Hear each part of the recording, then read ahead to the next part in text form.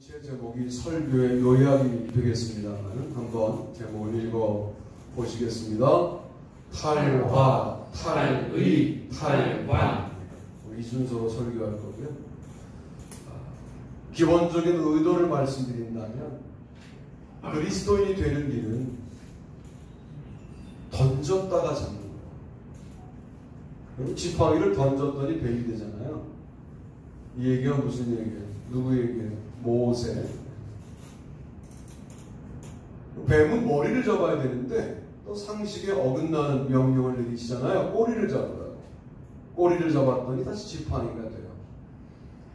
자, 외양은 똑같죠. 던지기 전 지팡이와 던진 다음에 지팡이가 무슨 차이가 있었을까요? 외적인 모습은 똑같습니다. 그런데 그 지팡이에 하나님의 능력이 임하기 시작합니다. 여러분의 인생 지금껏 여러분이 붙들고 살아왔는데 괜찮으세요? 만만치 않으시죠? 잘 산 것 같은데 인생의 후반전에 또 후반전을 뛰고 있는 것 같은데 별반 만족스럽지 못하시다면 오늘 설교를 들으시고 과감하게 주님 앞에 던져도 괜찮겠다 하는 결단이 생기시면 좋겠습니다. 네. 오늘 던지는 이야기와 거의 유사한 이야기인데 벗고 다시 입는 거예요. 벗고 다시 신는 거예요. 주님 앞에 벗는 겁니다. 그러면 주님이 그 벗은 상태를 유지하게 하시느냐? 아니에요. 주님 앞에 모든 걸 벗는 걸 우리는 뭐라고 그래요? 주님 앞에 맡겼다 그렇게 말하는 거죠. 오늘 본문이 바로 그런 것을 의미하는 겁니다. 1번 보실까요? 1번 읽습니다. 시작. 본문을 읽어보죠. 하나님이 이르시되 이리로 가까이 오지 말라. 내가 선 것은 거룩한 땅이니 내 발에서 신을 벗으라. 아멘. 정말 처음서부터 이 땅이 거룩한 땅이었을까요? 아닙니다. 늘 다니던 땅입니다. 장폴 사르트르의 구토라고 하는 책에 보면 단순하죠? 늘 다니던 길에 뭘 봐요? 고목나무의 뿌리를 보죠. 구토를 느꼈다. 이게 그 내용의 전부예요. 실존주의 철학자가 쓴 문학이죠. 구토라고 하는 책에 보면 늘 일상적으로 다니던 공간과 시간 속에서 그날만 유독 그 고목나무의 뿌리가 새롭게 다가옵니다.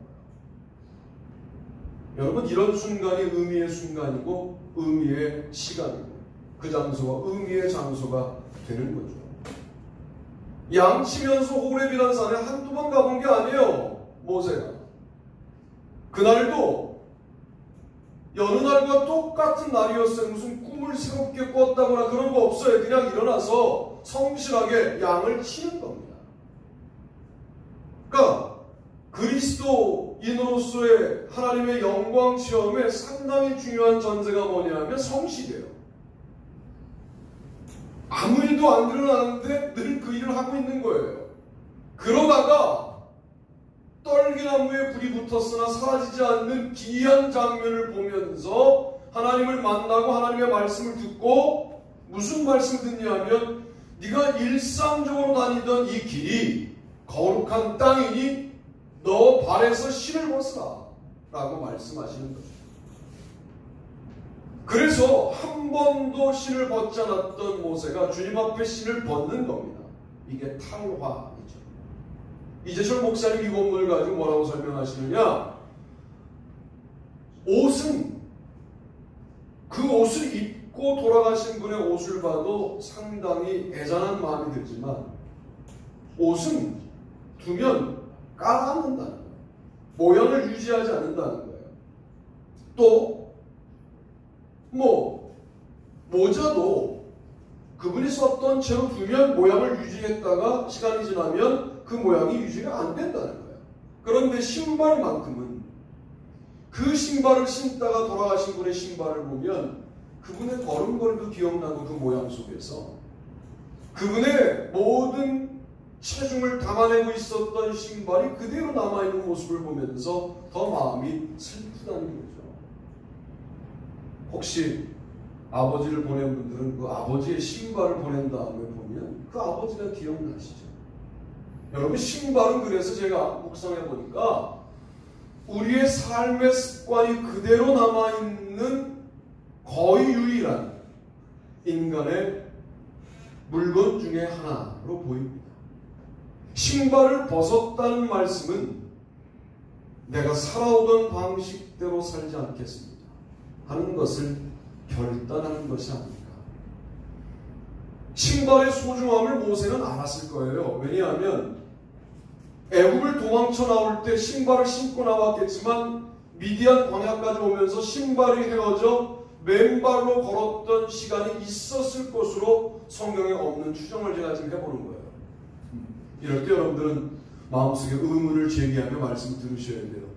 모세가 치열하게 고민하는 사람이다. 신발을 몇 켤레 가져갔기 때문에 저런 식의 설명은 불가능하다. 뭐 이렇게 들으셔야 되는데, 그때 맨발로 광야를 걸으면서 신발의 소중함을 얼마나 뼈저리게 느꼈을까요? 모세가 급히 도망치는 것이기 때문에 여분의 신발을 준비하지 못했을 것 같아요. 그런데 다시 신발을 벗으랍니다. 나에게 필요한 것을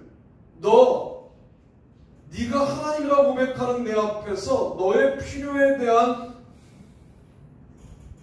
포기가 가능할 수 있겠느냐? 라고 묻는 것이죠. 너에게 정말 필요한 건데 지금 당장 너 이 신발을 벗고 난 다음에 네가 양떼를 치고 내려가면 네 발이 광야에서 상할 수도 있는데 너 신발을 벗을 수 있겠느냐? 너에게 당장 필요한 건데 너 내 앞에서 이걸 포기할 수 있겠느냐? 라고 묻는 거죠. 모세가 신발을 벗습니다.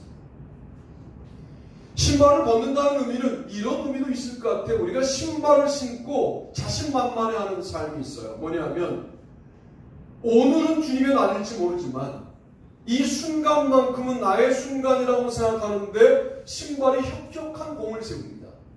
왜? 한 발자국을 뗄 때 좀 못이 있더라도 뾰족한 게 있더라도 신발을 신으면 방지할 수가 있는 거죠. 그런데 신발을 벗으면 내 다음 발자국에 있는 뾰족한 것을 막아줄 수 있는 최후의 수단이 사라지는 거예요. 저는 그래서 신발을 벗는 것이 어떤 의미가 있다고 생각하냐면 정말 실질적으로 나의 발걸음 한 걸음 한 걸음이 주님 손에 있습니다. 할렐루야. 아멘. 이런 고백을 하고 있는 게 아닙니까? 신발이라고 할 때 우리만의 삶의 방식, 우리만의 삶의 경험을 가지고 그 한순간순간은 주님이 필요 없이 사는 때가 있잖아요. 여러분은 모두 그렇게 살고 나만 그렇게 안 사는 걸로 증명되었어요? 있잖아요. 그런데 주님 앞에 신발을 벗는다는 것은 그 순간마저 나의 영역이 아닙니다. 이런 고백을 하게 만드시는 것 아닙니까? 하루 뒤를 모른다라고 고백하면 꽤 믿음이 좋은 줄 알았는데 우리 정직해집시다. 다음 발걸음을 모릅니다. 다음 발걸음에 나의 발을 상하게 할 그 어떤 세력이 존재하는가를 나는 알지 못하는 인간입니다. 그런데 주님이 너 내 앞에서 신을 벗어 네 발걸음을 내가 인도할게 라고 말씀하십니다. 이 사실을 그대로 믿고 신을 벗는 주일 아침 되기를 바랍니다. 아멘. 이렇게 생각해봐요. 신을 벗는다는 것은 그동안 상상할 때 순수와 정직이죠. 냄새나는 발가락은 그대로 드러내는 거예요. 교회가 작을 때 이거 못하면 컸을 때는 절대로 못합니다. 뭘 절대로 못하느냐? 본인의 냄새나는 부분을 드러내면 이것이 문제가 되는 공동체는 정직히만 하는 교회가 아닌 거예요. 누구의 연약한 부분을 알게 되었을 때 참 즐거우시죠? 그 즐거움이 뭐냐면 대단히 악마적 즐거움인데 그 남의 부족한 부분을 말하면서 사실은 세상에서 경험하지 못하는 쾌감을 느끼는 거거든요. 나는 아니야 이런 거거든요. 그건 교회가 아니에요. 정말 교회가 되려면 우리 각자가 주님 앞에 냄새나는 바를 내놔야 합니다. 그러고도 문제가 안 돼야 돼요. 이게 순수하고 정직한 거예요. 우리 교회가 나름 순수하고 나름 정직한 교회예요. 저는 그게 대단히 우리 교회의 장점이라고 저는 믿고 생각해요. 서로 다 알아요. 그런데 서로 아는 관계에서 발가락을 드러내기는 불편한 부분이 생겼다. 여러분, 이 부분이 우리 교회가 앞으로 성장하였을 때도 놓치지 말아야 될 대단히 중요한 포인트인데 드러낼 수 있어요. 드러난 연약한 부분이 보이면 여러분 그걸 이야기거리로 삼지 말고 기도거리로 삼고 주님 앞에 가지고 나가. 우리 형제가 이런 문제가 있습니다. 오죽하면 그렇게 살았겠습니까?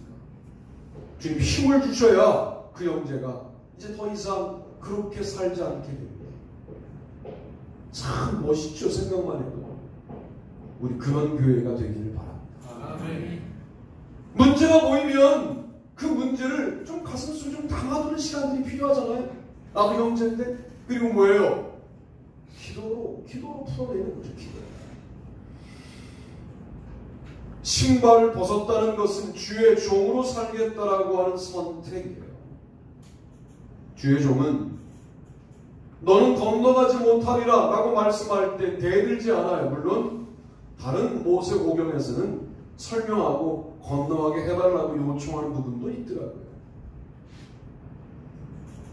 신명기에서는 모세의 나이가 120세가 되었으나 눈도 흐리지 않고 기력도 쇠하지 않았던 그때 너는 건너가지 못하리라 라고 말씀할 때 그 말씀에 순종합니다.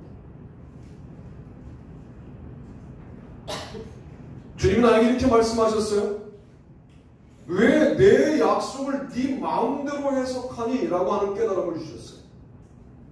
내가 너를 말씀의 종으로 쓰겠다고 그랬지 큰 말씀의 종으로 쓰겠다고 말한 적은 없다는 거예요. 나는 약속을 지금 지키고 있다는 거예요.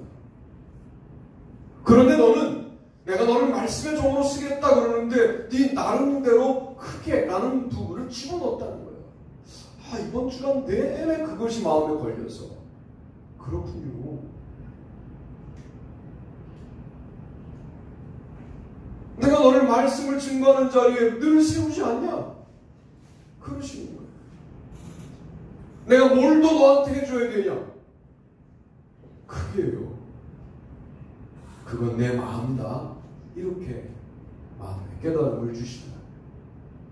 주의 종은 주님이 어떻게 인도하시든 순종할 준비가 되어 있어야 합니다.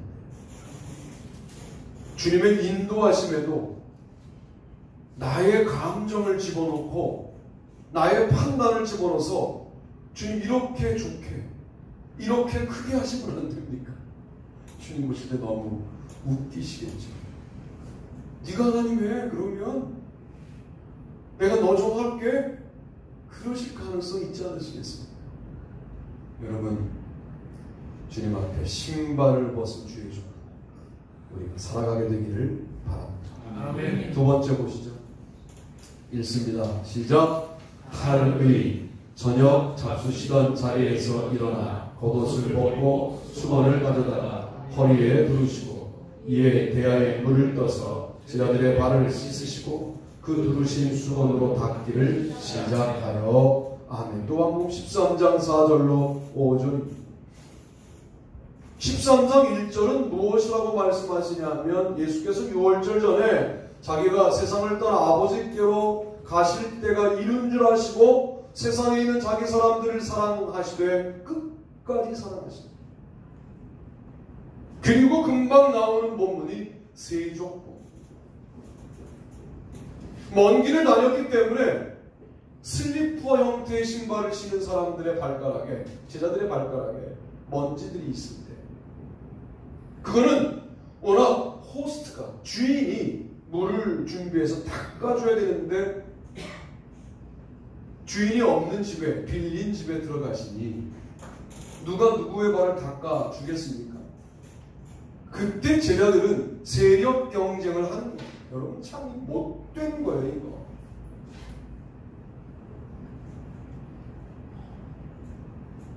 우리 교회가 1000명이 되고 10,000명이 돼도 그것을 서영성 목사의 힘이라고 느끼지 않도록 여러분 기도해 주셔야 돼요. 그게 그러면 집단이 돼요. 사람 잘 모으는 사람이 돼요, 제가. 여러분도 마찬가지예요. 큰 교회에서 누리던 거 못 누리시죠, 지금? 이제 10년쯤 됐으면 금을 싹 빼야 돼요. 그리고 큰 교회에서 누리던 것 가운데 복음적인 것은 누려야 되지만 그렇지 않은 것들은 아쉬워하지도 마세요. 크기 때문에 느껴졌던 것들이 있거든요. 서로 눈치 보는 겁니다. 누가 누구의 발을 먼저 닦을까를 눈치 보고 있을 때 예수님이 감지하시는 거죠. 겉옷을 벗으시고 수건을 두르시고 주님의 옷을 벗으시고 선생의 옷을 벗으시고 수건을 두르셨다 종의 옷을 입으시고 주와 선생이 되어 종처럼 제자들의 발을 닦아주시는 장면이 요한복음 13장에 나옵니다. 요한복음 13장부터 17장은 예수님께서 아버지께로 돌아가시고 난 다음에 돌아가시겠다라고 하는 내용을 설명하면서 이제 자기들끼리 남게 될 제자들을 걱정하면서 쓰신 말씀이 13장부터 17장이에요. 그 중에 제일 먼저 제자들에게 당부하는 것이 뭐냐면 주와 선생이 되어 너의 발을 닦은 나처럼 너희들도 서로의 발을 닦아주는 것이 마땅하다 하는 사실을 가르치는 것을 제일 처음 말씀으로 13장 처음에 주신 거예요. 그때 옷을 벗습니다. 저는 이 옷을 뭐라고 묵상하느냐? 신분을 상징하는 옷을 벗는 거예요. 교회에서 내가 이래봬도 사장인데, 내가 이래봬도 부장인데, 내가 이래봬도 사회에서 교수인데, 내가 이래봬도 의사인데 라고 하는 옷을 꼭 붙들고 있으면 주님이 역사하실 수 있는 여지가 없게 되는 거죠. 발을 닦아줘야 되겠다 하는 마음이 들면 내 신분을 잊어버리고 옷을 벗고 수건을 두르고 발을 만질 수 있어야, 그리고 그것이 기쁨이어야 돼요. 그 일을 하면서 서운하고 그 일을 하면서 내 발은 누가 닦아주나 이런 생각을 하고 그 일을 하면서 계산하고 하면 제가 늘 말씀드리잖아요. 차라리 하시지 마라. 그 일을 할 때는 정말로 겉옷을 기쁨으로 벗고 수건을 두르고 성도들의 발을 만집니다. 닦아주는 거예요. 그때 성령님이 임재하시고 역사하셔서 촉각으로 주님을 기억하지 않겠어요? 야, 이거 너무 훌륭한 교육 아닙니까?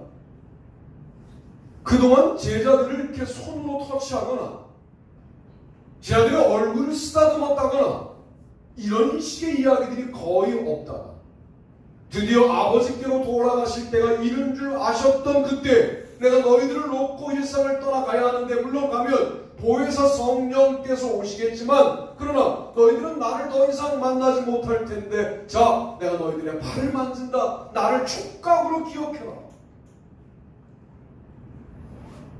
여러분, 사람과 헤어지고 난 다음에 그 사람이 기억날 때는 그 사람을 봤던 나의 시각적 기억이 있고요, 그 사람의 말씀을 기억하는 청각적 기억이 있고, 그 사람과의 악수, 호응, 그 사람과의 터치로 기억하는 촉각적 기억이 있어요. 아버지하고는 별로 그런 기억이 기억나지 않아요, 제가. 근데 어머니하고는 참 기억이 촉각적으로 많이 나요. 지금 사업하는 제 고등학교 동창, 그 친구가 오음에 걸렸을 때 연합고사 전에 악수해서 오음이 올라서 시험을 세 손가락으로 보고 온몸에 오음이 퍼졌는데 약을 먹고 해도 안 돼서 마지막 남은 게 100번 미치었어요. 어머니가 매일 저녁 기도해 주시고 입술로 빨아주셨어요. 그 느낌을 잊어버릴 수가 없어요. 우리 됐다고. 아니다. 아직도 저 배꼽 밑에 상처가 있어요. 이걸 보여드리는 순간 우리는 지금 교회가 아니라 퇴폐 장소가 되기 때문에 보여드릴 수 없을 뿐이지 있어요. 그 어머니에 대한 기억이죠. 시험을 마치고 오면 그렇게 쓰다듬어 주셨어요.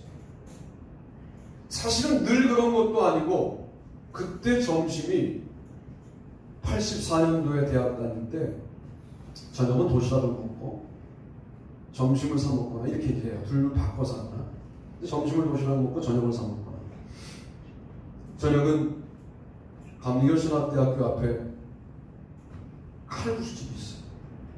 5,000원, 500원인데 500원이에요 그때 500원.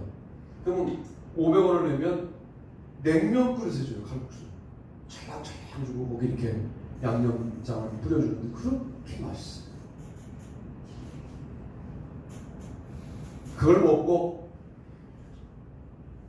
한 2시간 공부하면 또 쑥 꺼져요. 그렇게 많이 먹어도 얼마나 소화력이 좋은지. 참 배고팠던 신학생 시절. 그런데 대한기독교 출판사 말고 예전에 그 전신이 대한기독교 서회죠. 거기서 나온 문고판 책이 있어요. 그게 그때 700원, 800원, 나중에 1200원 이렇게 됐어요. 그러면 저녁 한 끼를 선배에게 얻어먹으면 2번 정도 하면 살 수 있죠. 그렇게 신학책을 구입해서 밑줄 긋고 외우고 공부하고 그랬던 기억이 나요. 어느 날 어머님이 안 사주셨던 책을 이렇게 보시더니 어디서 난 거냐. 그러면 좀 아들이 성숙되게 설명이 되는데 아니 샀다고.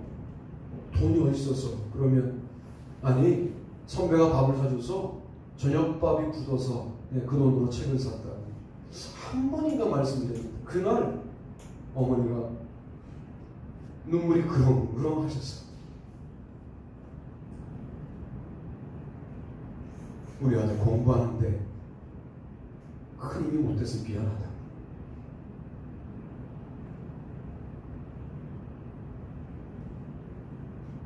막 우시면서 얼굴이 어디도 만지셨던 기억이 나요. 제가 아버지는 제가 박사 끝났을 때 돌아가셔서 박사모를 못 씌워드렸는데 어머니는 살아계셨거든요. 그때 어머님이 씌워드렸더니 왜 이런 걸 나한테 씌우냐. 그러고는 가만히 계시더라고요. 씌워드렸어요. 만감이 교차하면서 행복하더라고요. 어머니에 대한 촉각적 기억이 꽤 저에게 많이 남아있어요. 주님께서 겉옷을 벗으시고 의도했던 부분이 야, 더 이상 너 나를 이렇게 손끝으로 경험하는 것이 없을 텐데 내 너에게 지금 팔을 만진다. 여러분 주님을 만지듯 경험할 수 있게 달라고 기도하십시오.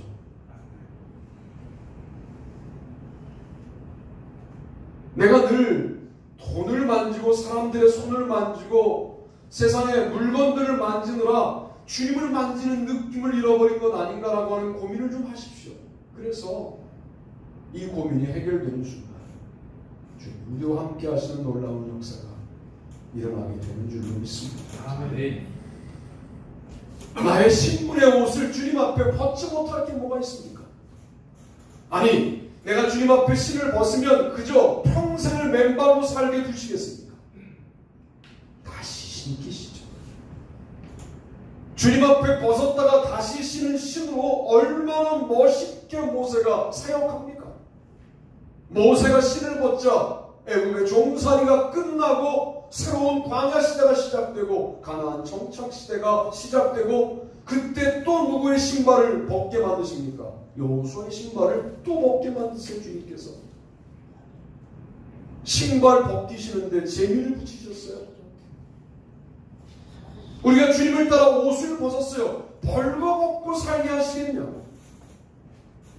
벗고 난 다음에 다시 입혀주시는 그 옷으로 말미암아 세상에서 얻을 수 없는 영광을 누리며 우리가 사는 것 아니겠습니까? 주님, 지금껏 제 노력으로 온 줄 알았는데 이 옷 주님 앞에 벗습니다. 그리고 섬기고 봉사하는 삶을 삽니다. 주님 다시 입혀주실 때에는 주님의 영광만을 위하여 살겠습니다. 우리 이렇게 주님 앞에 나아가요.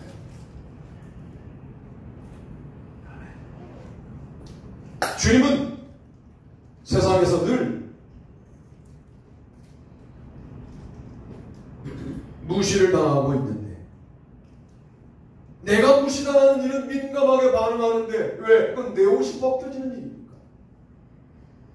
주님은 지금도 이 세상 한가운데에서 지속적으로 옷 벗김을 당하고 계신데 우리는 그 일에 별로 신경 쓰지 않고 살아갑니다. 여러분, 주님 앞에 옷을 벗고 섬기고 봉사하다가 다시 입혀주실 때 누리는 영광을 함께 경험하는 공동체가 되시길 바랍니다. 아멘. 마지막으로 세 번째 보시죠. 세 번째 보십니다. 다 같이 읽습니다. 시작. 8관 본문도 읽죠. 24 장로들이 보좌에 앉으시 이 앞에 엎드려 세세토록 살아계시는 이에게 경배하고 자기의 관을 보좌 앞에 드리며 이르되 우리 주 하나님이여 영광과 존귀와 권능을 받으시는 것이 합당하오니 주께서 만물을 지으신지라 만물이 주의 뜻대로 있었고 또 지으심을 받았나이다 하더라. 아멘. 요한계시록 4장 10절로 11절 말씀입니다. 저는 개인적으로 이 말씀이 너무 멋있어요. 여러분, 지금처럼 살면 이런 영광은 없을 수도 있잖아요. 우리에게. 24 장로가 받은 면류관을 우리가 하늘나라 가서 쓰게 되었을 때 주님, 제가 어떻게 이걸 씁니까? 이 죄인이 하고 벗어서 주님 발 앞에 놓는 거죠. 이 예배가 얼마나 멋있습니까?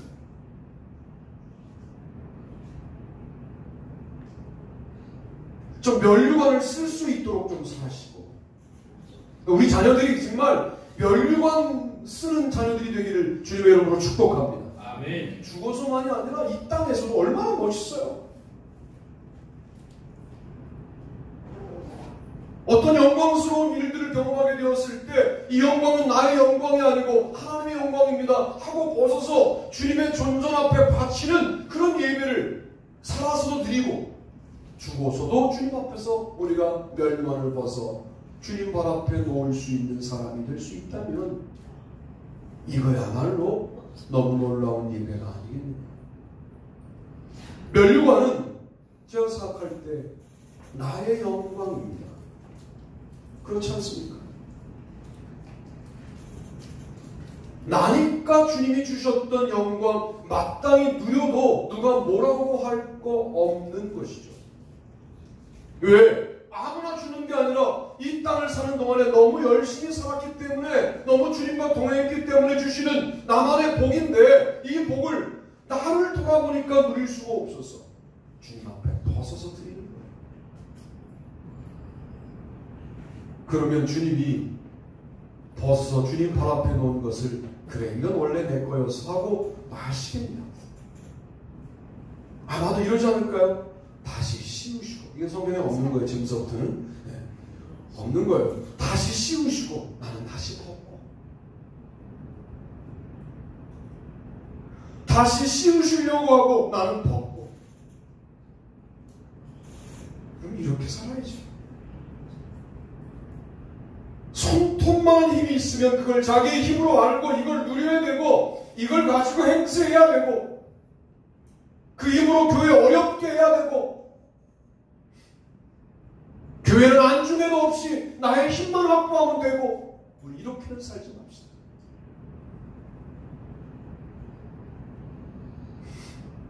내 면류관도 아닌 거 다른 사람의 면류관 뺏어서 쓰고 이렇게 살지 맙시다. 많은 사람들이 자기 면류관이라고 말해주는 면류관을 쓰고도 자기 것 같지 않아서 주님 앞에 나와 벗어드릴 수 있어야 이게 그리스도인인데 남의 면류관도 뺏어서 내가 써야 되는 이런 식의 경쟁과 이런 식의 살벌함을 가지고 우리가 인생을 산다면 정말 부끄럽게 부흥 강사들이 말하는 털모자 구원을 받지 않겠냐. 우리가 영광의 면류관의 구원을 받으려면 이 땅을 사는 동안도 주님 앞에 마땅히 누려도 좋을 만한 고난과 영광을 벗어서 드리는 탈관의 삶을 살아야 되는 것 아니냐. 면류관을 벗자 하나님의 영광이 통용되는 시대가 열리지 않겠습니까?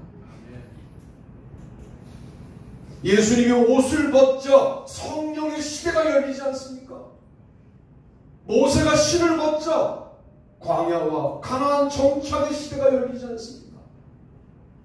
우리가 무언가를 벗을 수 있는 수준이 되어 그 일을 해내면 주님은 새로운 시대를 준비하셔서 그래 네가 이것을 벗을 때까지 내가 기대하고 기다리고 있었다. 네가 드디어 관을 벗는구나. 네가 드디어 옷을 벗는구나. 네가 드디어 실을 벗는구나. 내가 너에게 이런 새로운 역사를 쓸 수 있는 살아갈 수 있는 영광을 줄게 하고 새로운 시대를 여는 거죠.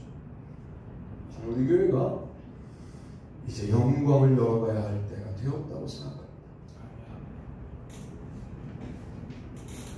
맥주감사주일 지난 주일에 보내면서 사실은 그 주일 설교에 언급하려고 준비했었는데 생각해보니까 임원회에서 통과를 안 했어요. 임원회에서 통과해 주셔서 제가 오늘 여러분에게 권면하는데 7월달 내내 고민하세요. 7월 말에 제가 받을게요. 우리 수련회 하는 날 받을게요. 뭘 받냐면 우리 교회에 초청하고 싶은 사람이 아니라 인도하고 싶은 태신자를 7월달 중에 기도하며 정해보시면 좋겠어요. 주님이 기억나게 하시는 분들이 있을 거라고 생각해요. 기도해보세요. 목사님, 기도해도 기억나는 사람이 없네요. 그러면 어쩔 수 없어요. 7월달 내내 기도하시다가 우리 7월 28일 날 그 사람들의 이름을 적어주시면 목사가 8월 9월에 뭐 하겠어요? 8월 9월 10월에 목사는 이름밖에 모르는 영혼이지만 외치며 기도하고요. 여러분은 만나서 그 영혼들을 그리스도인 만드는 일을 한번 시도하셔서 11월 첫 주 추수감사 주일에는 정말 우리 교회가 감사하다라고 말하지 않아도 감사, 말하지 않아도 너무 행복한 그런 추수감사 주일을 보내면 좋겠다 하는 말씀을 부탁으로 말씀드립니다.